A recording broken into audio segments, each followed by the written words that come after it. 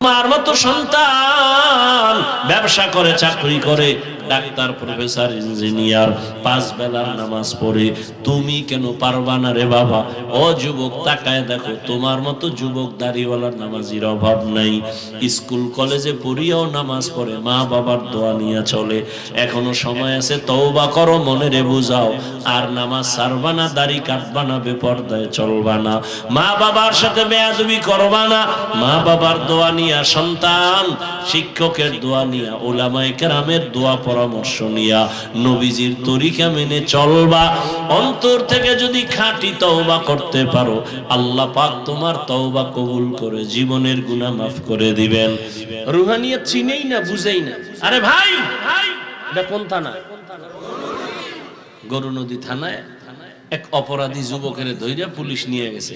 নিয়া ওদের আলাদা টর্চার সেল আছে, ওখানে নিয়ে ফিডে দিস, বেতের বাড়ি, এত ফিডে, কোনো কান্দা নাই। কিন্তু সেই মানুষগুলো ওয়াজের প্যান্ডেলে বসলে কোনো আমলওয়ালা, তাকওয়াওয়ালা বয়ান করে, আর মানুষ কান্দে। ওরে মারে কে? ও কাঁদে কেন? থানায় ফিডায় কাঁদে না, রজের প্যান্ডেলে বয়ান চলতেছে, মানুষ কাঁদতেছে, কারণ কি? ওরে মারলো কে? বুঝো এই প্যান্ডেলের দাম কত। রাসূল বলেন, এই প্যান্ডেল জান্নাতের বাগান, এই পরিমাণ দাম যে বসা মাত্রই জীবনের সবার সব গুনাহ মাফ। সময়টাও দামি, মাসটাও দামি, শাবান, সামনেই রমজান। এটা কোন মাস? শাবান, শাবান, শাবান। সামনে কি মাস? সামনে কি মাস? রমাদান, রমজান না, রমাদান। একজনের নাম কালাম, আপনি যদি কাল্লে বইলা ডাকেন, সে খুশি হবে? তরজমাটা বলে নেই, এরপরে কিছু ব্যাখ্যা সংক্ষেপ। আলিফ লাম মিম, ওয়াল্লাহু আ'লামু বিমুরাদিহি বিযালিক, যালিকাল কিতাবু লা রাইবা ফীহি। কোরআন এমন একটি কিতাব যার মধ্যে কোনো ভুল নাই, ভুলের অবকাশ নাই। হুদাল লিল মুত্তাকিন, কোরআন মুত্তাকি যারা, আল্লাহ ভীরু যারা, তাদের জন্য হেদায়েত। রহমতের নবী বলেন, মাইয়ুরিদিল্লাহু বিহি খাইরান ইউফাক্কিহু ফিদ্দীন।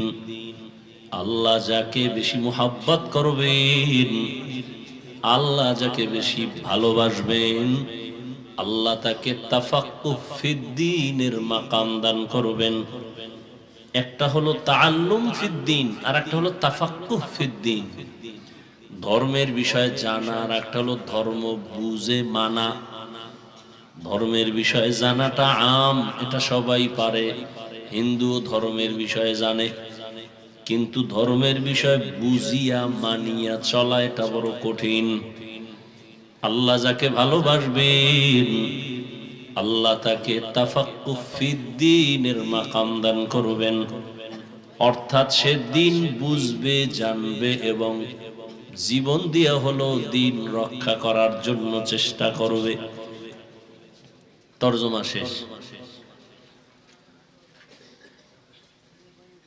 আল্লাহ কোরআন শরীফ কেন নাজিল করলেন?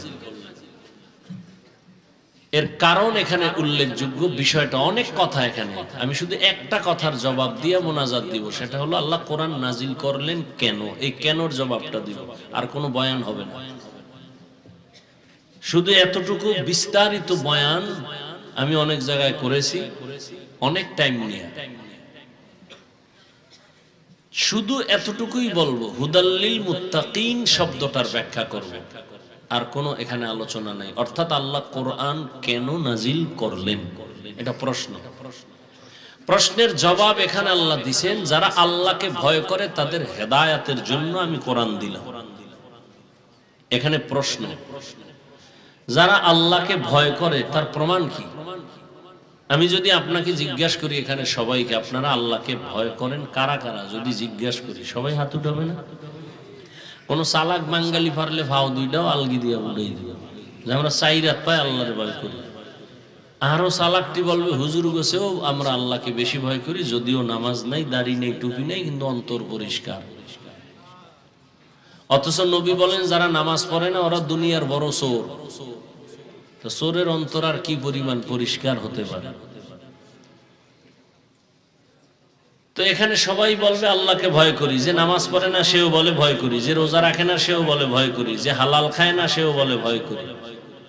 আর আমরা যারা হালাল খাই বলি ভয় করি, রোজা রাখি বলি ভয় করি, নামাজ পড়ি বলি আল্লাহকে ভয় করি। এত ব্যস্ততার মাঝেও নামাজ পড়ছি। বয়ান যেদিকে যায় সারা দুনিয়ার মানুষ আমার বিরুদ্ধে লেখালেখি করে, কোনো টেনশন নেই। নামাজ পড়বো এরপরে বয়ান, এর আগে না। এবার পাম্পে গাড়ি থামাইয়া অজু কইরে এরপরে নামাজ পড়ছে। যেখানে থাক যাক, ওই চিন্তা নেই। ইজ্জত আল্লাহ দেয়, আল্লাহ নেই। আল্লাহরে রাজি করিয়া চললে আর টেনশন নেই। আর বান্দারে যদি খুশি করি আর আল্লাহ বেজার হয়ে যায়, তো বিউটি পার্লারের মতো সৌন্দর্য আজ আছে, কাল থাকবে না।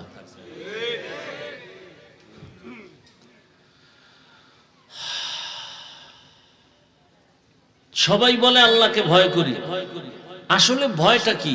আমি নামাজ ছাড়ি না কেন? আল্লাহকে ভয় করি। আর আপনি নামাজ ছাইরা দিয়ে বলেন ভয় করি। মূলত আপনি আসলে আল্লাহকে ভয়ই করেন। ভয় কি এটা বুঝেনও না। উদাহরণত এক ব্যক্তি সাপকে বড় ভয় করে। প্রমাণ, সে সাপ ধরে না, সাপ যেখানে থাকে সেখানেও যায় না, বরং এত ভয় যে ঘুমের মধ্যেও মাঝে মাঝে সাপ সাপ করে চিল্লায়। একটা সন্তান মা বাবাকে ভয় করে। প্রমাণ, সে অন্যায় করে না, মা বাবা মারবে এই ভয়। একটা ছাত্র শিক্ষকরে ভয় করে, কেন? মারবে এই ভয়, অন্যায় করে না। ঠিক যে মানুষ আমার আল্লাহকে ভয় করবে, ওই মানুষটার প্রমাণ কি? যে গলায় ছুরি লাগাবে, দাড়ির মধ্যে অস্ত্র লাগাবে না। কেন? আল্লাহর আযাবের ভয়। নামাজ ছাড়বে না, কেন? আল্লাহর আযাবের ভয়। বেপরদায় চলবে না, কেন? আল্লাহর আযাবের ভয়।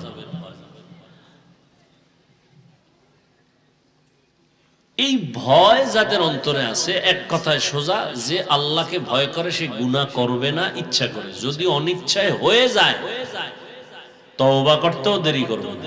এটা হলো মূল আল্লাহকে ভয় করার পরিচয়। নিজে ইচ্ছা করে গুনাহ, কথা বন্ধ কেন? আমি বলছি আস্তে বলে, ইচ্ছা করে কোনো গুনাহ করবে না। যদি গুনাহ হয়ে যায় তওবা করতেও। এবার আমাকে বলেন, যে আল্লাহকে ভয় করে, আরবিতে তার নাম, ভয়ের নাম তাকওয়া। যিনি ভয় করেন তার নাম মুত্তাকি। তাহলে বুঝেন যে তাকওয়া যার অন্তরে আছে সে কি? মুত্তাকি। মুত্তাকি কে? যে গুনাহ করে না, গুনাহ করে না। আচ্ছা, যে গুনাহ করে না সে কি? মুত্তাকি। তাহলে মুত্তাকি যে গুনাহ করে না সে কি হেদায়েতের উপর আছে? আছে না? এবার প্রশ্নটা ওই জায়গায়। হুদাল্লিল, মুত্তাকিনদের জন্য কোরআন হেদায়াত। আরে সে গুনাহ করে না, সে তো হেদায়েতের উপরে আছেই, এজন্যই তো সে মুত্তাকি। সে তো হেদায়েতের উপরেই আছে, হেদায়েতের উপরে আছে বিদায়ী তো তার লকব মুত্তাকি। তাকে আবার বলে আল্লাহ হুদাল্লিল মুত্তাকিন। মুত্তাকিনকে হেদায়াত করবে, মানে মুত্তাকিন তো হেদায়েতের উপরে আছে, এজন্যই সে মুত্তাকি। কিসের হেদায়েত করবে? কোরআন শরীফ আবার নতুন ভাবে। প্রশ্ন বুঝছেন? মুত্তাকিনরা তো হেদায়েতের উপরেই আছে, তাদেরকে আবার কিসের হেদায়েত করবে কোরআন? এই জবাবটা এখানে, প্রশ্নটা থাকলো। এবার আসেন, আল্লাহ কোরআন কেন নাজিল করলেন? তার আরেক জবাব আল্লাহ আরেক জায়গায় দিয়েছেন। শাহরু রমাদান আল্লাযী উনজিলা ফীহিল কুরআন হুদাল লিন-নাস ওয়া বায়িনাতিন মিনাল হুদা ওয়াল ফুরকান। রমজানুল মুবারকে আমি কোরআন অবতীর্ণ করলাম গোটা জগতের মানুষের হেদায়েতের জন্য। আগের আয়াতে কি বলছে? আমি কোরআন অবতীর্ণ করেছি মুত্তাকিনদের হেদায়েতের জন্য। আর এখানে বলেন সারা দুনিয়ার সব মানুষের হেদায়েতের জন্য কোরআন অবতীর্ণ করেছি। এখানেও প্রশ্ন, হে আল্লাহ, সারা দুনিয়ার মানুষের জন্যই যদি কোরআন হেদায়েত হয়, তো দুনিয়ার সবাই কেন হেদায়েত পাইল না? পাইছে? আর এই মাঠের ডিফাই নাই আবার দুনিয়া বাদ দাও মিয়া। দুনিয়ার মানুষ হেদায়েত পাইল না কেন? প্রশ্ন আছে না নেই? থাকলো প্রশ্ন এখানে। আল্লাহ কোরআন অবতীর্ণ কেন করেছেন তার আর এক জবাব আল্লাহ কোরআনের অন্য আয়াতে দিলেন। وَنُنَزِّلُ مِنَ الْقُرْآنِ مَا هُوَ شِفَاءٌ وَرَحْمَةٌ لِّلْمُؤْمِنِينَ। আল্লাহ বলেন আমি কোরআন থেকে অবতীর্ণ করলাম ঔষধ। কি ঔষধ?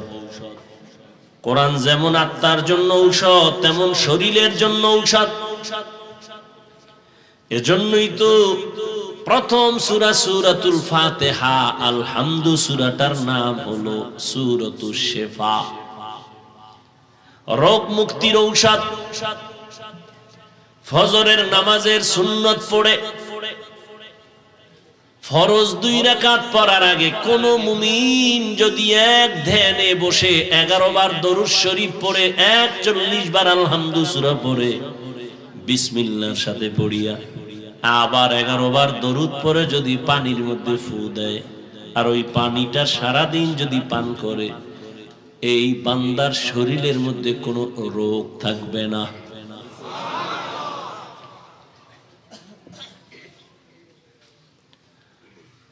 তাহলে আল্লাহ বলেন আমি কোরআন অবতীর্ণ করলাম ঔষধ। وَنُنَزِّلُ مِنَ الْقُرْآنِ مَا هُوَ شِفَاءٌ وَرَحْمَةٌ لِّلْمُؤْمِنِينَ। তাহলে বোঝা গেল কোরআন যদি ঔষধ হয়, দুনিয়ার সব মানুষ হলো রোগী। ঔষধ কি ভালো মানুষে খায়? যারা অসুস্থ তাদের জন্য ঔষধ। কোরআন যদি ঔষধ হয়, সারা দুনিয়ার মানুষ রোগী। বলে কেন? সারা দুনিয়ার মানুষ কেন রোগী? বলে একমাত্র কারণ এদের ঈমান নাই। কি নাই? ঈমান না থাকার কারণে রোগী। কোরআন যাদের ঈমান আছে তারাও কি রোগী? বলে হ্যাঁ তারাও রোগী। কেন? কয় তাদের ঈমান আছে, আমল নাই। এরকম ঈমানদার নাই। আল্লাহ মানে, নবী মানে, কোরআন মানে, হাদিস মানে, কিয়ামত মানে, জান্নাত মানে, জাহান্নাম মানে, নামাজ পড়ে না। আবার একদল নামাজ পড়ে, নামাজের মধ্যে ভেজাল। তাহলে ঈমানওয়ালারা রোগী কেন? তাদের আমল নাই। প্রশ্ন যাদের আমল আছে তারাও কি রোগী? বলি হ্যাঁ তারাও রোগী। কেন? বলে আমলের মধ্যে ইখলাস নাই, তাকওয়া নাই। আমল করে মানুষকে দেখাবার জন্য। এই আমলের নাম রিয়া। রিয়া কবিরা গুনাহ। তাহলে আপনার নামাজ যদি মানুষকে দেখানোর জন্য হয় তো কবিরা গুনাহ হলো। এই নামাজ দিয়া জান্নাত পাওয়া যাবে না, গুনাহ মুক্ত হওয়া যাবে না। কোরআন আল্লাহ কেন দিলেন? দুনিয়ার মানুষের ঔষধ। তোমার শরীরের যত রোগ আছে কোরআনের ঔষধ ব্যবহার করো। পৃথিবীর একজন চিকিৎসা বিজ্ঞানীর নাম শিক্ষিত যারা আপনারা সবাই জেনে থাকবেন। পৃথিবীর একজন বিখ্যাত চিকিৎসা বিজ্ঞানী আবু আলী সিনা তার নাম। তিনি একদিন কোথাও যাচ্ছেন, হঠাৎ যাত্রা বিরতি করলেন। কোন এক বাড়ির মধ্যে প্রবেশ করে দেখলেন একজন পাগড়িওয়ালা হুজুর ওখানে বসে আছেন, আর সামনে একজন মানুষ নিচে বিছানায় শুয়ে আছে। হুজুর তেল পানি পড়া দিয়া ওই লোকটাকে ঝাড়ফুঁক দেয়। কে দেখতেছেন? পৃথিবীর চিকিৎসা বিজ্ঞানী যে হাজারো ডাক্তার জন্ম দেয়, হে দেখে পাগড়িওয়ালা হুজুর তেল ভরা পানি ভরা মেসেজ করে আর হু দেয়। এ দেখে মাথা ঠিক নেই। এত বড় চিকিৎসা বিজ্ঞানী এই হুজুর আপনি এগুলি কি করেন? হুজুরও আবার একেবারে বাজার দরের হুজুর না, আল্লাহর প্রিয় বান্দা হুজুর, আহলে হক হুজুর। কথা কয় না কিন্তু কইলে খবর হয়। পৃথিবীর চিকিৎসা বিজ্ঞানী আবু আলী সিনা বলে আপনি কি করেন? হুজুর শুনিয়াও শুনে না, কিছুক্ষণ পর বলে আপনি এমন করেন কেন, কি প্রশ্ন, আপনি এগুলো কি করেন, যার ফুক দেন এতে কি হবে? হুজুর এমন একটা জবাব দিছেন, ওই চিকিৎসা বিজ্ঞানীর মাথা গরম হয়ে গেছে। হুজুর বলে তুমি গাধা, বুঝবা না। এত বড় চিকিৎসা বিজ্ঞানীরে গাধা বলার পরে মাথা আরো গরম। ধমক দিয়া কয় এত বড় দুঃসাহস, আপনার এত খারাপ আচরণ কেন? হুজুর যেই কথা কইয়া আবার যার ফুক শুরু, এদিকে আর কান নাই, ও কি কইতেছে। দীর্ঘ টাইম পরে আবার জিজ্ঞেস করলেন, ভাইজান আপনি রাগ করলেন কেন? বলে রাগ করব না মানে আমাকে গাধা বললেন কেন? আমি কি আপনার গায়ে হাত দিছি? কয় না, মারছি না, টাচ করছি না। মানে এত গরম, গরম মানে কলিজা সাদা হয়ে গেছে। কেন? কয় ওই যে আপনি আমাকে গালি দিয়েছেন, আমাকে গালি দিয়েছেন।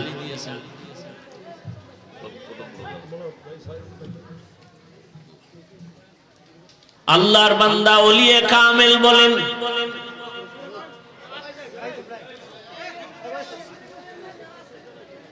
আমার হাত দিয়ে আপনার শরীরটা টাচ করি নাই, সামান্য জবানের একটা কথা যদি আপনার অন্তরকে আগুন জ্বালায় দিতে পারে, তাহলে আমার জবান দিয়া আল্লাহর কোরআন পড়ে পড়ে যদি অসুস্থ রোগীটার শরীরে ফুক দেই, কেন সেখানে অ্যাকশন হবে না?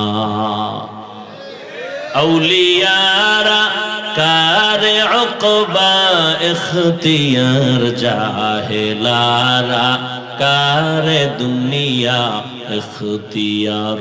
মাইলে মোমিন সোয়ে মোমিন মিশাওয়াত, মাইলে কাফের সোয়ে কাফের মিশাওয়াত। আল্লাহ বলেন কোরআন আমি অবতীর্ণ করলাম ঔষধ দুনিয়ার সমস্ত রোগীদের জন্য, শারীরিক রোগের জন্য কোরআন মহা ঔষধ। এবার আসেন অন্তরের জন্য কোরআন বড় ঔষধ। আল্লাহর কোরআনের ঔষধ ব্যবহার করো তো আত্মাও শুদ্ধ হয়ে যাবে। আল্লাহ বলেন ইন্নামাল মুমিনুনা আল্লাযীনা ইযা যুকিরাল্লাহু ওয়াজিলাত কুলুবুহুম ওয়া ইযা তুলিয়াত আলাইহিম আয়াতুহু যাদাতুহুম ঈমানা, যাদাতহুম ঈমানা ওয়া আলা রাব্বিহিম ইয়াতাওয়াক্কালুন।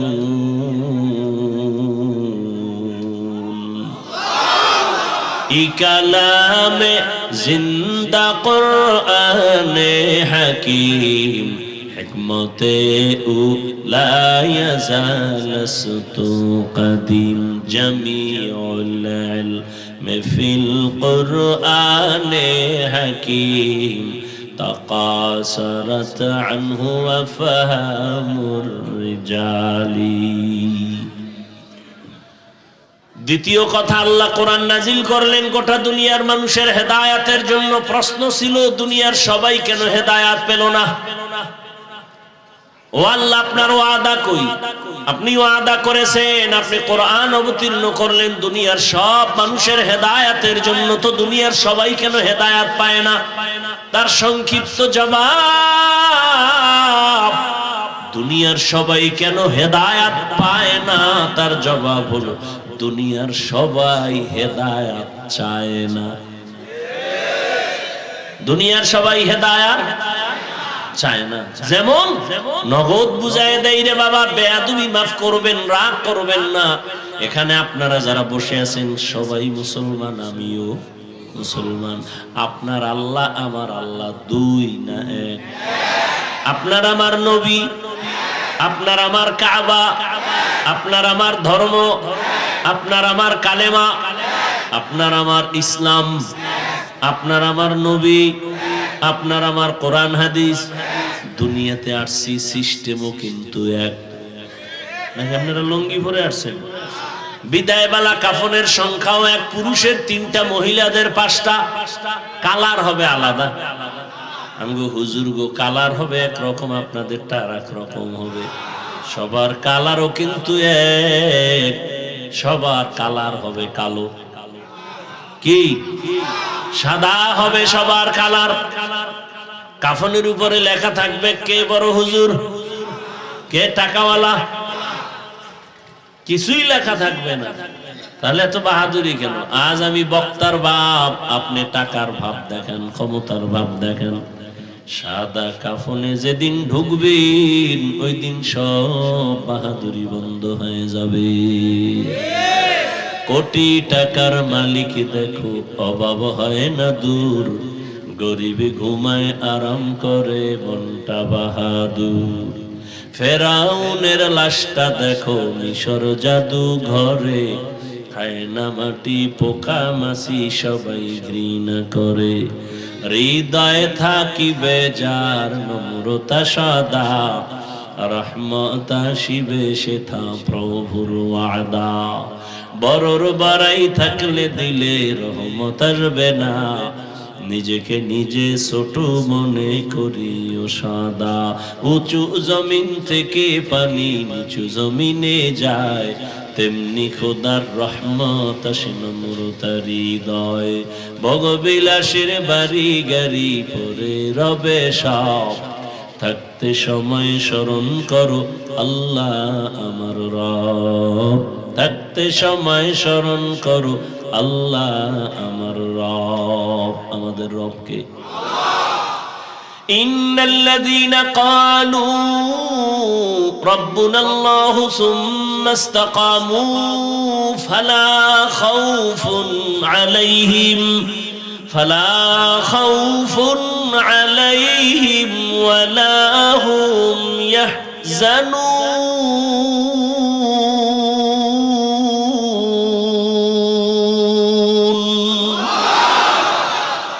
আল্লাহ তাআলা বলেন, যারা আমাকে রব বলে স্বীকার করবা এবং এই রবের কথার উপরে জীবনকে মজবুতের সাথে চালাইবা, তোমাদের দুনিয়ায় কোনো ভয় নাই, পরকালেও চিন্তা নাই।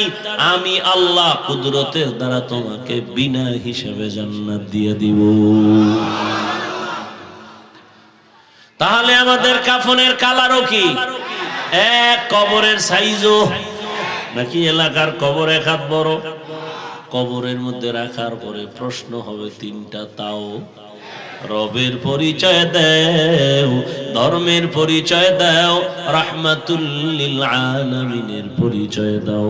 এই তিন প্রশ্নের জবাব যে দিতে পারবে তার কবর হবে রওজাতুম মির রিয়াজিল জান্নাহ।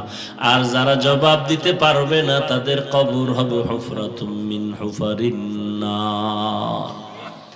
আল্লাহ এক, নবী এক, কোরআন এক, কাবা এক, ধর্ম এক, কালেমা এক, কাফন এক, কালার এক, প্রশ্ন এক, কবর এক। তা আপনাকে বয়ান করব কেন? আপনাকে বয়ান কেন করব? আপনি তো আল্লাহ চিনেন, নবী চিনেন, কোরআন বুঝেন, হাদিস বুঝেন, কিয়ামত মানেন, জান্নাত মানেন, জাহান্নাম মানেন। আপনাকে বয়ান করব কেন? মিথ্যা কথা বলা হারাম, গালি দেওয়া হারাম, গীবত করা হারাম, মা বাবার সাথে বেয়াদবি করা হারাম, চুরি করা হারাম, ডাকাতি হারাম, জুলুম করা হারাম, জেনা করা হারাম, মদ পান করা হারাম, জুয়া খেলা হারাম, তাস খেলা হারাম, ক্যারমবোর্ড খেলা হারাম, লুড্ডু খেলা হারাম। জানেন না? কথা বলেন না। সবই তো আপনারা জানেন, এরপর আপনাকে বয়ান করা লাগবে কেন? বয়ান তো হিন্দুদেরকে করব, কারণ ওরা আল্লাহ চিনে না, নবী চিনে না, কোরআন বুঝে না, হাদিস বুঝে না, পরকাল বুঝে না।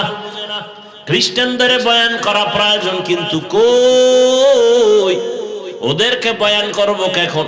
আপনাদের পেছনে ঘুরতে ঘুরতে ঘুরতে ঘুরতে 12 মাস শেষ। ফজরের পর বয়ান, জোহরের পরে বয়ান, সারা রাত বয়ান। শুধু কি আমি, হাজার হাজার উলামায়ে কেরাম আপনাদের পেছনে সময় ব্যয় করে দাওয়াত ও তাবলীগওয়ালাদের মেহনত, পীর মাশায়েখের মেহনত, জুমার খতিবের বয়ানের মেহনত, আমাদের বক্তাদের মেহনত চলতেছে, এর পরেও আপনাদের আমলনামা শূন্য। কারণ কি? ওই যে জবাব মনে আসেনি, দুনিয়ার মানুষের জন্য কোরআন হেদায়াত, দুনিয়ার মানুষ কেন পায় না? জবাব হলো দুনিয়ার মানুষ হেদায়াত চায় না। আপনি জানেন মিথ্যা কথা বলা হারামের পর বলতেছেন কেন? আপনি হেদায়েত চান না। আপনি জানেন বেপরদায় চলা হারাম, তারপরও বেপরদায় চলতেছেন কেন? আপনি হেদায়েত চান না। আপনি মুসলমান, আল্লাহ মানেন, নবী মানেন, তারপরও আপনি হালাল উপার্জন করেন না, জানিয়া শুনিয়া কেন এই পথে? আপনি তো হেদায়েত চান না। আর আল্লাহ পাকের নিজাম, যে ব্যক্তি হেদায়েত চায় না সে হেদায়েত পায় না। রহমতের নবীর চেহারা এতটাই উজ্জ্বল যে নবীর চেহারার দিকে একবার নজর দিলে 7 দিনের ক্ষুধা থাকে না। কেমন মায়ার নবী যে রাসূলের চেহারার দিকে তাকাইলে ঈমানের সাথে জাহান্নামের আগুন হারাম। সেই নবীজিকে 13 বছর দেখলো, বয়ান শুনলো, তারপরও কালেমা পড়ে নাই। এত বড় নিকৃষ্ট বেঈমান, 13টা বছর দেখলো, বয়ান শুনলো, কালেমা পড়লো না, অথচ ভালোবাসতো অন্তর দিয়া। নবী যখন রাতে বাসায় যাইতেন, এই বেঈমানে গোপনে গিয়া নবীর ঘরের পাশে দাঁড়ায় দাঁড়ায় নবীর তেলাওয়াত শুনতো। ওর কওমের লোকেরা বলে, আবু জাহিল্লা, মুহাম্মদের এত গালি দাও, আবার রাতের বেলা গোপনে কেন তেলাওয়াত শুনো? বলে, যত গালি দেই মুহাম্মদের মতো একজন আমানতদার, এমন কণ্ঠওয়ালা নাই যার তেলাওয়াতে কলিজা ঠান্ডা হয়ে যায়। কিন্তু কালেমা কি পড়ে নাই, হেদায়েত নবীরে দেখেও পায় নাই। কেন? হেদায়েত চায় নাই। অন্যদিকে 27 বছরের এক যুবক, কয় বছর? 27 বছরের যুবক তরবারি নিয়ে দৌড়ায়, আমার নবীকে জবাই করবে। রহমতের নবীকে জবাই করার জন্য 27 বছরের যুবক দৌড়াচ্ছে। সামনে যাইয়া নবীর চেহারাটা দেখা তরবারি ফারায় বলে, ও রহমতের নবী, বেয়াদবি মাফ করেন, কালেমাওয়ালা মুসলমান বানায় দেন। নবীজির জবাই করনেওয়ালা হেদায়েত পাইছেনি? কেন পাইছে? জিন্দেগি মে বন্দেগি তু করনা হে, जिंदगी में बंदगी तू करना है, जिंदगी बे बंदगी शर्मिंदा है, जिंदगी बे बंदगी शर्मिंदा है। यहाँ हम सब मुसाफिर, दिल ना लगा, अहले दिल की नजर से रूह करता जा, शाह दौलत सब फकीर गर नेक ने है, शाह दौलत सब फकीर गर नेक ने है, जिंदगी में बंदगी तो कौन न है, जिंदगी बे बंदगी शर्मिंदा है, जिंदगी बे बंदगी शर्मिंदा है। ভাইরা আমার, এবার আসেন সেই প্রথম আয়াত, হুদাল্লিল মুত্তাকিন। আল্লাহ কোরআন কেন অবতীর্ণ করেছেন? মুত্তাকিনদের হেদায়েতের জন্য। প্রশ্ন, হে মালিক, যারা মুত্তাকি তারা তো তাকওয়ার কারণে গুনাহ করে না, তারা তো হেদায়েতের উপরেই আছে, আবার কিসের হেদায়েত করবে? এর 2 জবাব। প্রথম জবাব হলো,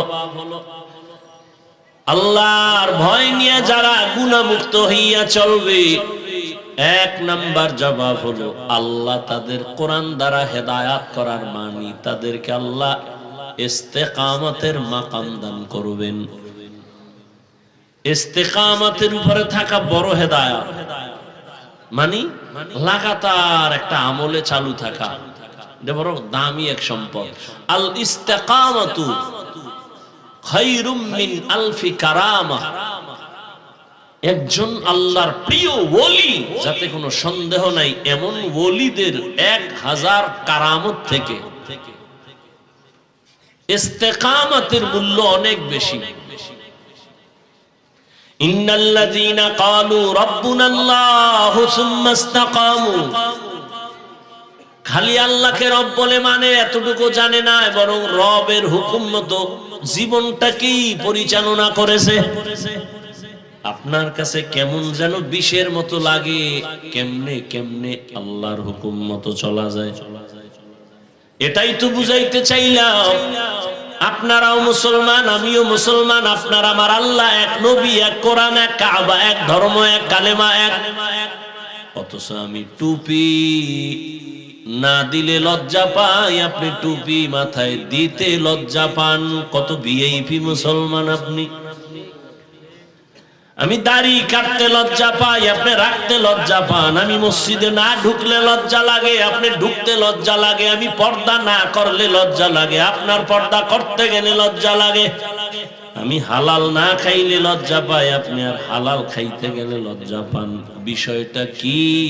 এর একমাত্র কারণ আপনার হেদায়েতের আলো এখন অন্তরে আসে নাই। যারা মুত্তাকিন, এদের জন্যই তো কোরআন হেদায়াত। তার মানে হলো ইস্তেকামতের মাকাম দান করবেন। অনেক ভালো ভালো মানুষ দিনের পথে আসে, আবার লাইনা উলায়। কিছু কিছু মুসলমান আছে মাদ্রাসায় পড়ছে, হাফেজ হইছে, এখন লাইনা উলায় দুনিয়াদার হয়ে গেছে। চালাকিটা কি করে? সারা বছর দাড়ি রাখে না। হাফেজ তো তারাবি পড়াবার আগে আগে 2-1 মাস আগে দাড়ি রেখে দেয় তারাবি পড়াবার জন্য। তো আল্লাহর ভয় অন্তরে নাই, ইস্তেকামত নাই। একজনে নামাজ পড়ে খুব লাগাতার নামাজ, ফট করে নাই, মসজিদে নাই। এটা ইস্তেকামতের মাকাম থাকলে বান্দা জীবন যাবে, লাগাতার কোন আমল চালু করলে আর ছাড়বে না। قال رسول الله صلى الله عليه وآله وسلم أحب الأعمال إلى الله أدومها وإن قل। রহমতের নবী বলেন, আল্লাহর কাছে ওই আমলটা বেশি প্রিয় যেটা সব সময় করে, যদিও আমলটা ছোট।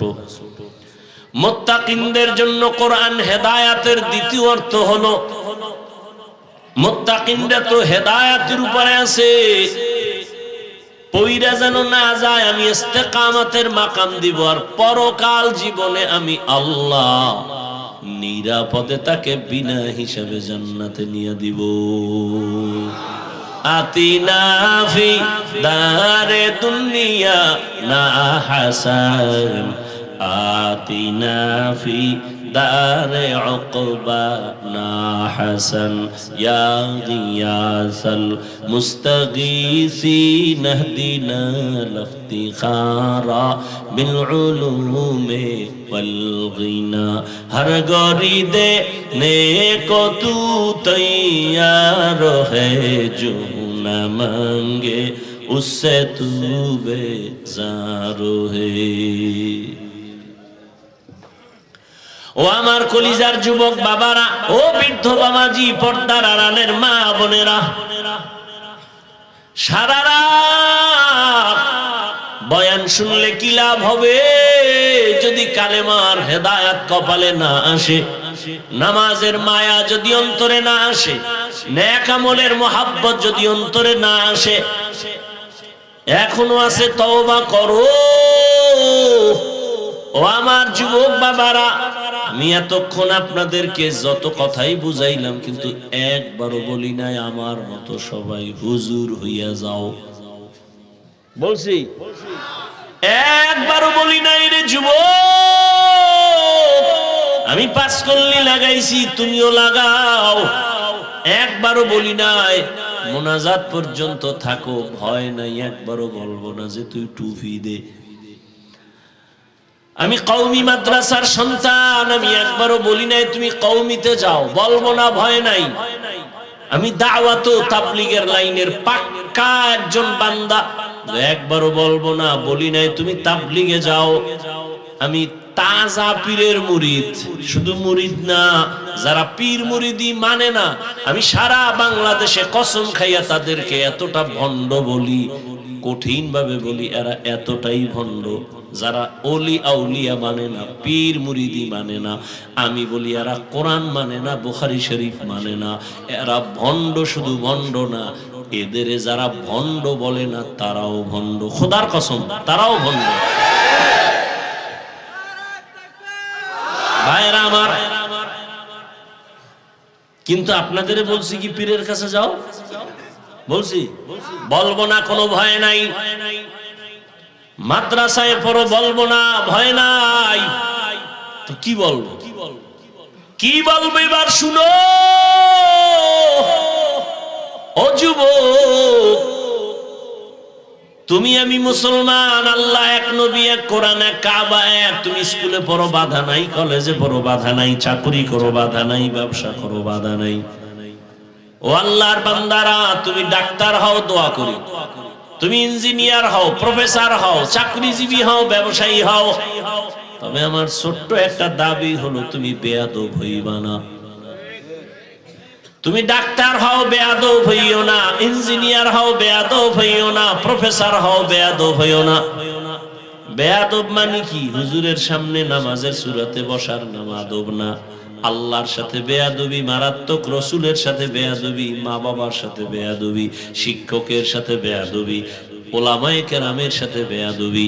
আল্লাহ না করুন যদি মা বাবার অন্তরে কষ্ট যায় আর বেয়াদবির কারণে বদদোয়া এসে যায়, আল্লাহর কসম তুই তওবা না করলে মরার আগে তুই পঙ্গু হয়ে বিছানায় পড়ে থাকবি। শিক্ষকের বদদোয়া যদি লেগে যায় লেখাপড়ার জগৎ থেকে হারিয়ে যাবা। যদি বান্দা তুমি ওলামায়ে কেরামের বদদোয়া নিয়ে চলো তো তোমার চরিত্রের জিন্দেগি বরবাদ হয়ে যাবে। এই জন্য বলি তুমি ডাক্তার হও, বেয়াদব হইও না, ইঞ্জিনিয়ার হও, বেয়াদব হইও না। তোমার ব্যবহারে কোনোদিন মা বাবা যেন কষ্ট না পায়, তোমার আচরণে কখনো যেন শিক্ষকেরা কষ্ট না পায়, তোমার আচরণে কখনো যেন উলামায়ে কেরাম কষ্ট না পায়।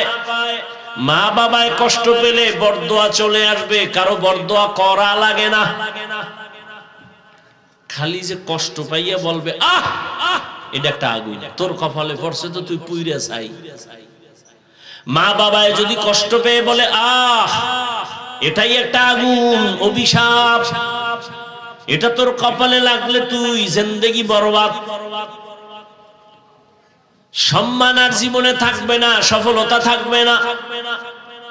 এজন্যই বলি তুমি স্কুলে পড়ো, কলেজে পড়ো, চাকরি করো, ব্যবসা করো, ডাক্তার হও, ইঞ্জিনিয়ার হও, প্রফেসর হও, কি হইও না, লিকুল্লি শাইইন জিনাতুন ফিল ওয়ারা ওয়া জিনাতুল মারই তামামুল আদাবি।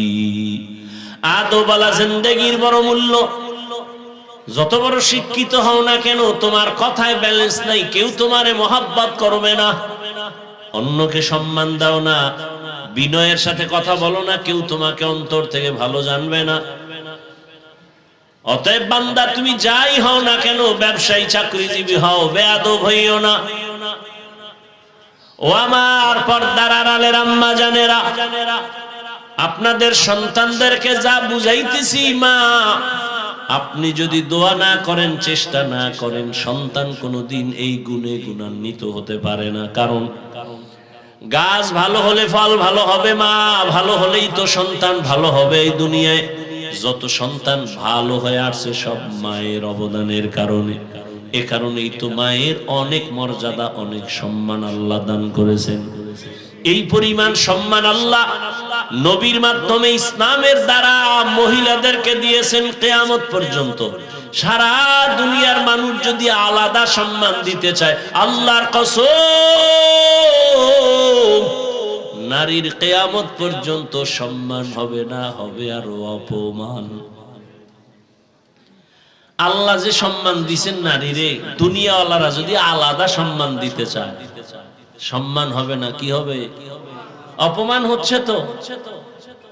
নারীকে সম্মানের নামে, সমান অধিকার দেওয়ার নামে রাস্তায় নামাইছে যেই লম্পটের দলেরা, দুর্নীতিবাদ, চাঁদাবাদ, চরিত্রহীনেরা,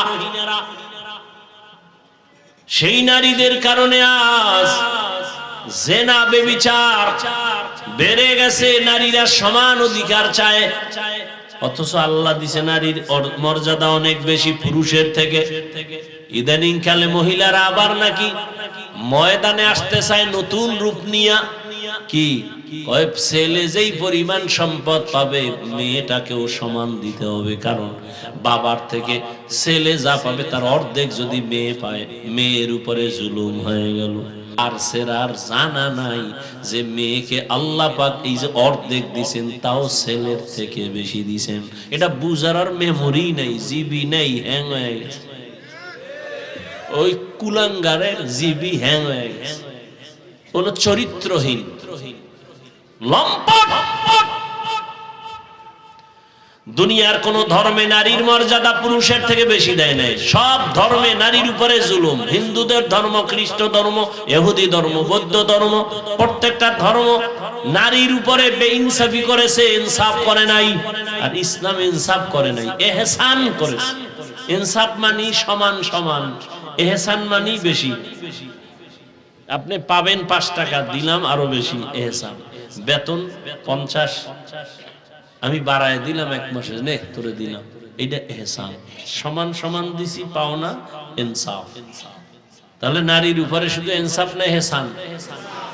এরা বুঝার মেমোরি আছে ওই ছাগল ফাগলের, যে ছেলেরে যেই সম্পদ দিবে ইসলাম, বাবার সম্পদ, এর অর্ধেক পাবে একটা মেয়ে। আল্লাহর আদালতে এই মেয়ের অর্ধেক সম্পদ ছেলের ফুল সম্পদের থেকেও বেশি। এই দিকে আমি এখন আর যাব না। হেদায়াত কপালে না থাকলে আমি কি? রসুলের বয়ানে কালেমা পড়ে না আবু জাহেল্লা, আমি কি? বয়ান হেদায়াতের চাবি না, কোন বক্তা হেদায়াতের মালিক না।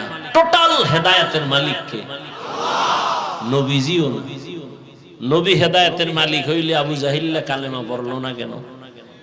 শুধু কি তাই, নবীর কলিজার টুকরা চাচা আবু তালিব, যেই আবু তালিবের ইন্তেকালে রাসূল এই পরিমাণ কান্না করেছেন, তাকেও কালেমা পড়াইতে পারলেন না। তো হেদায়েতের মালিক কে? নবী অনেক চেষ্টা করছে, তখনই আয়াত আসছে, ইন্নাকা লা তাহদি মান আহবাবতা ওয়ালাকিন্নাল্লাহা ইয়াহদি মান ইয়াশা। হে রাসূল, আপনি যাকে মহব্বত করবেন তাকে হেদায়েতের মালা পরাতে পারবেন না। আপনি চাইলে হবে না, আমি আল্লাহ চাইলে হবে।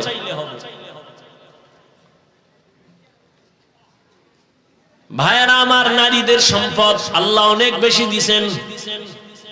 সমান সমান যদি নিতে চায়, নারীর কপালে দুর্গতি আরো নেমে আসবে। মিয়া কেমনে বুঝ যদি না থাকে, এই সব ঝামেলা তো বুঝেন। দেখেন, আপনিও মুসলমান, আমিও মুসলমান। আপনি আল্লাহ মানেন, নবী মানেন, আমিও তাই মানি। অথচ আমি বুঝছি টুপি না দিলে সম্মান থাকে না, আর আপনি কি বুঝছেন? উল্টা দিলে মাথা গরম হয়। বুঝ যখন আপনার বুঝটা ঠিক হয়ে যাবে, তখন আপনি জেনারেল লাইনে থেকেও টুপি বইরে ফেলাইবেন। কি কেন? আপনার বুঝ যখন ঠিক হয়ে যাবে, আপনি জেনারেল লাইনে থাকলেও নামাজে ঢুকে যাবেন, বরং আমার থেকে আরো মজবুত হয়ে যাবে। বুঝ বুঝ বুঝের বড় অভাব। তো বুঝ নাই তো, যে নারীর সম্মান আল্লাহ বেশি দিছেন, সম্পদ অর্ধেক দিল অনেক বেশি। কেন? কেনর জবাব পুরাটা দিব না, শুধু একটা শব্দ বলি, পুরুষের খরচ আছে, নারীর কোনো খরচ নেই। আরো ভেঙে বলি, পুরুষের খরচ তার নিজ জিম্মায়, নারীর খরচ অন্যের হাতে, নিজের হাতে কোনো আলাদা খরচ নেই। তাহলে যা পাইছে অর্ধেক, এটা ছেলের চেয়ে বেশি পাইছে না? এনে জিবি গেছে হ্যাং হইয়া, খায় মদ। আর কেমনে কইতাম, এত বেহায়া, জেনা, বেবিচার, এটি চরিত্র নাই, কিচ্ছু নাই, খায় না পায়। এটি দিমাগ ভালো হবে কেমনে? মোবাইল ওয়ালা মোবাইল বানাইছে, এটার চালাবা কেমনে? এটা ক্যাটালগ দিছে না? তো মানুষ আল্লাহ বানাইয়া মানুষ কেমনে শান্তিতে চলবে সে ক্যাটালগ তো আল্লাহ দিছেন।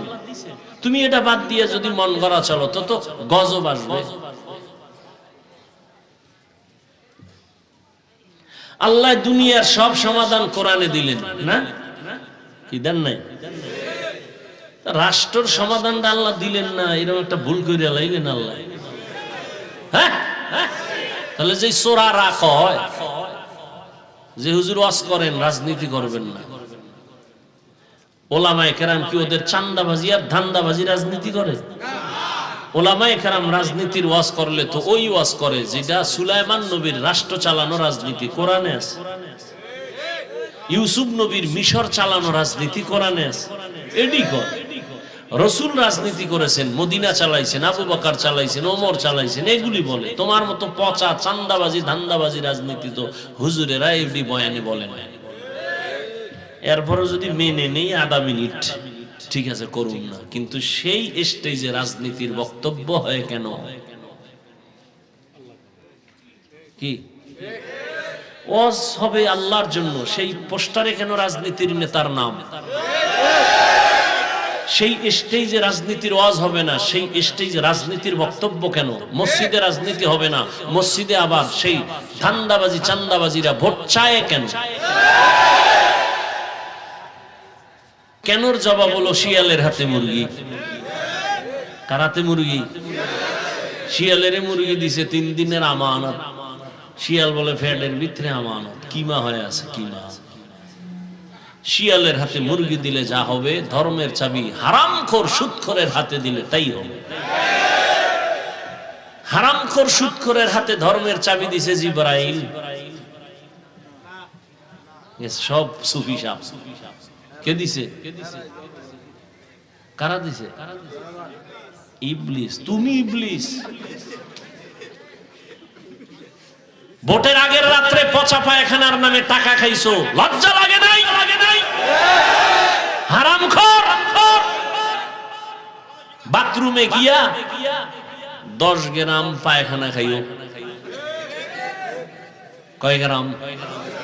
বাজারে যে হালাল সাবান দিয়ে কুলি কইরো, গন্ধ শেষ। আর ভোটের আগে যারা টাকা খায় এদের গন্ধ জাহান্নামের আগুনেও যাবে। এই দরবেশ সাবেরা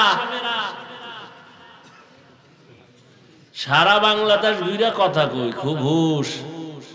যৌতুক খাইয়া আজি, হ্যাঁ, মাইয়া ফোলার বিয়ায় গায়ে হলুদ হলুদ, আর যৌতুক আজি শাহ পিসাবের মুরিদ, চিল্লা লাগাই না, যৌতুক খায়, পায়খানা খা। দরবেশ সব সুফিগো খবর জানি, কথা বলি না, বেয়াদবি শিখি নেই তো, খুব হিসাব করে কথা বলি। সাইজ কেমনে কারে করা লাগে এই ঔষধ আছে, খোসা দিও না। কিন্তু আমি কিন্তু মাঠের মধ্যে নজর দিতেছি, কার ঠোঁট নাড়ে কারে কি কানে কানে কাও সব আইতেছে। খোসা দিলেই কিন্তু ধরে এলাম, সাবধান, খোসা দিও না। সব সুফিগো চিনি। নিজে হাজি সাহেব মাইয়া কলেজে পড়ে বেপরদায়, ছেলে বেপরদায় টিকটক করে। হাজি সাহেব ছেলে চাকরি করে সুদের টাকায়, ওই টাকা খাইয়া তসবি 1000 দানা।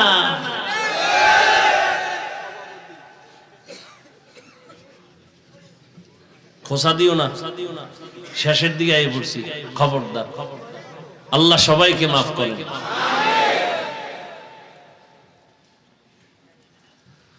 হায় হায় হায় হায় হায় হায়, আল্লাহ সবাইকে মাফ করেন। হুদাল লিল মুত্তাকিন। ও আমার যুবক বাবারা, ও পর্দার আড়ালের আম্মা জান, আপনাদের সন্তানদের জন্য অনেক কথা বলেছি, এগুলো জীবনেও বাস্তবায়ন হবে না যদি আপনি দোয়া না করেন। কারণ এই দুনিয়া যত ভালো সন্তান আছে মায়ের কারণে, মায়ের অবদানে সন্তান ভালো হয়েছে। এরে আম্মা জান, এসপি সাহেব ভালো, মায়ের অবদান। ওসি সাহেব ভালো, মায়ের অবদান। এরে আম্মা জান, এই কারণেই তো আপনাদের সম্মান পুরুষের থেকে। আপনারা নবীদের মায়ের মতো মা, সাহাবায়ে কেরামদের মায়ের মতো দামি মা, খাদিজা রাদিয়াল্লাহু আনহার মতো দামি নারী, ফাতেমা রাদিয়াল্লাহু আনহার মতো নারী। আপনারা তো আয়েশা রাদিয়াল্লাহু আনহার মতো দামি নারী, ইসমাঈল নবীর মা হাজরা আলাইহা সালামের মতো দামি নারী। আপনারা তো ঈসা নবীর মা মারইয়াম আলাইহা সালামের মতো দামি নারী। আপনারা তো বেঈমান ফেরাউনের স্ত্রীর নাম কি?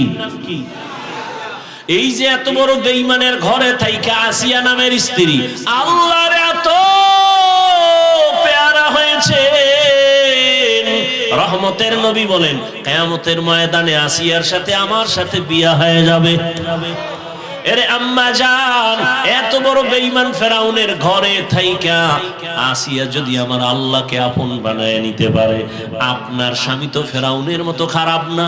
আপনি কি পারেন না আপনার স্বামীর জন্য নামাজ পড়ে দোয়া করবেন, স্বামীর মাল হেফাজত করবেন, স্বামীকে ঘরে আসলে বুঝাবেন নামাজের জন্য, নিজেও নামাজ পড়ে দোয়া করবেন, আল্লাহ আমার স্বামীর কামাই রুজিতে বরকত দাও, অল্প কামাইয়ের মধ্যে বরকত বেড়ে যাবে। আপনার স্বামীর মাল এটা স্বামীর না, আপনার, আপনি হেফাজত করবেন। মোবাইলে সময় নষ্ট করবেন না।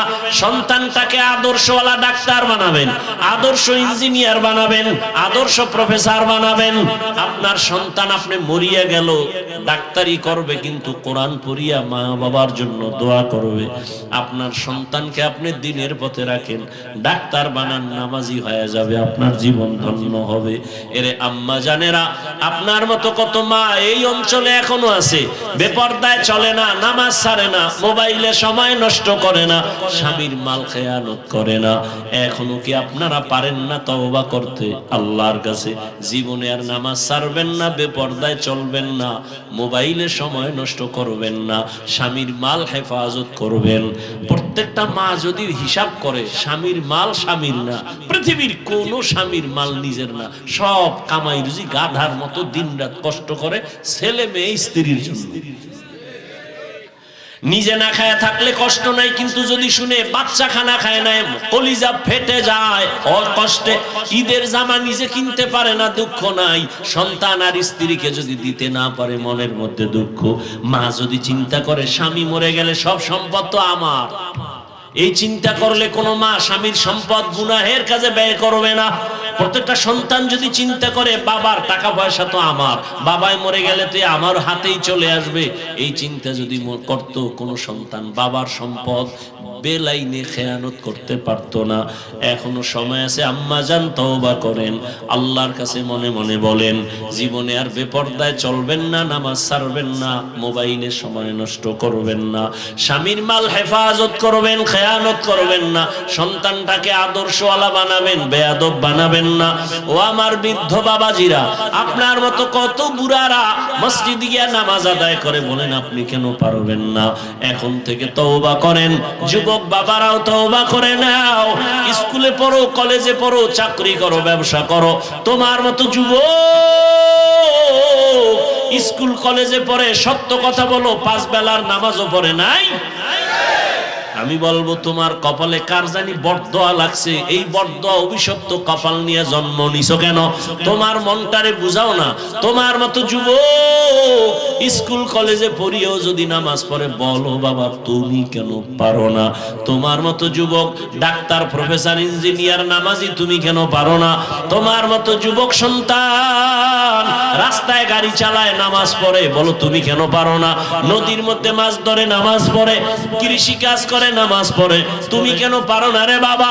তোমার মতো সন্তান ব্যবসা করে, চাকরি করে, ডাক্তার, প্রফেসর, ইঞ্জিনিয়ার, 5 বেলার নামাজ পড়ে, তুমি কেন পারবা না রে বাবা? ও যুবক তাকায় দেখো, তোমার মতো যুবক দাড়িওয়ালার নামাজির অভাব নাই। স্কুল কলেজে পড়িয়াও নামাজ পড়ে, মা বাবার দোয়া নিয়ে চলে। এখনো সময় আছে, তওবা করো, মনে রে বুঝাও, আর নামাজ ছাড়বা না, দাড়ি কাটবা না, বেপরদায় চলবা না, মা বাবার সাথে বেয়াদবি করবা না। মা বাবার দোয়া নিয়া, সন্তান শিক্ষকের দোয়া নিয়া, উলামায়ে কেরামের দোয়া পড়া পরামর্শ নিয়া নবীজির তরিকা মেনে চলবা।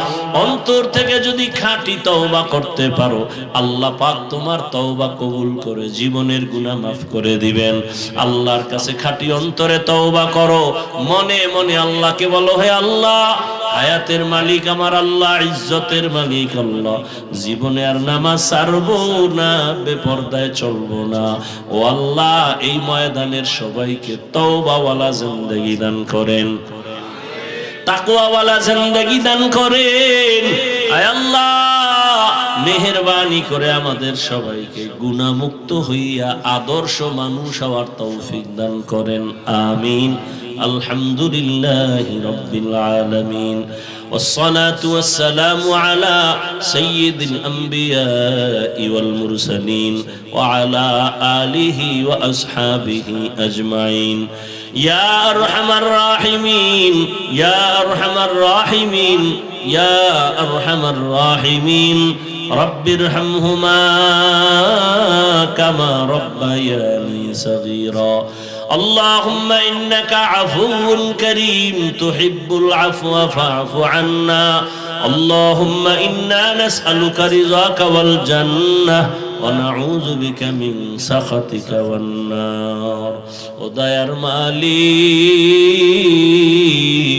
ওলামায়ে কেরাম, মুরব্বী, হাজী সাহেব, ব্যবসায়ী, চাকরিজীবী, ছাত্র, যুবক বাবারা, পর্দার আড়ালের মা বোনেরা আপনার দরওয়াজায় হাজির হয়ে গেল।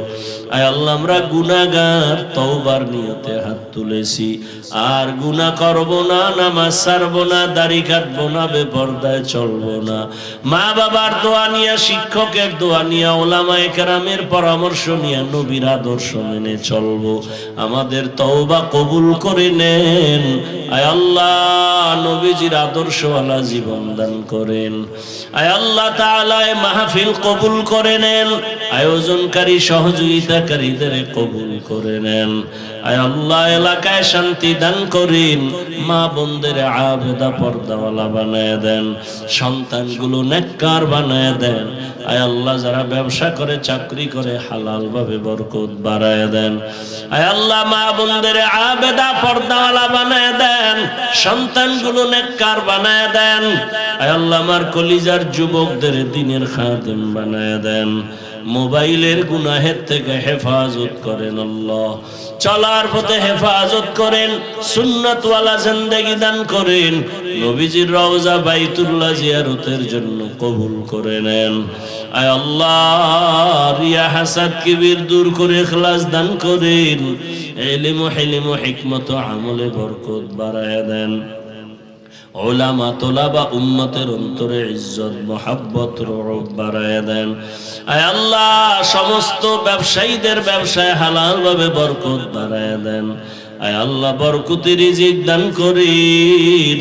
সারা দুনিয়ায় খেদমতের জন্য কবুল করে নেন। আয় আল্লাহ তাআলা, দিলের নেক আশা পূরণ করে দেন। মাদ্রাসা কবুল করে নেন, মসজিদ কবুল করে নেন, অন্যান্য শিক্ষা প্রতিষ্ঠান নবীর আদর্শে কবুল করে নেন। আয় আল্লাহ, প্রত্যেকের সিনায় হেদায়েতের নূর দান করে।